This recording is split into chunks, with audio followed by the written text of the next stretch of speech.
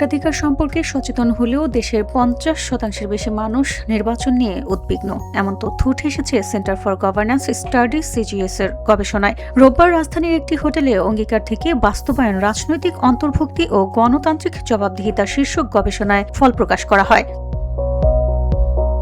গবেষণায় দেখা যায় দেশের ৮৮.৭% মানুষ ভোটাধিকার সম্পর্কে সচেতন হলেও ৫০.৭% নির্বাচন নিয়ে উদ্বিগ্ন। আরও ২৫.৮% নিজেকে চরম অনিরাপদ বলে মনে করেন। বক্তারা বলেন, সংবিধানে সমতার অঙ্গীকার থাকলেও ধর্মীয় সংখ্যালঘু, আদিবাসী, নারী ও তৃতীয় লিঙ্গের মানুষের নির্বাচনী অংশগ্রহণ ও রাজনৈতিক প্রতিনিধিত্ব এখনও সীমিত।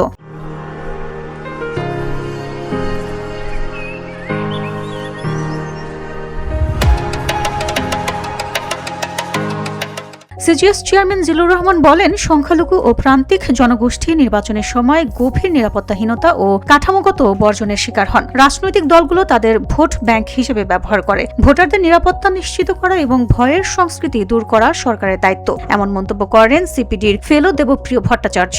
আর সুজন সম্পাদক বদিউল আলম মজুমদার বলেন, দুর্বৃত্তায়িত রাজনীতির কারণে ক্ষমতা এলে সম্পদ আকাশচুম্বী হয়ে যায়।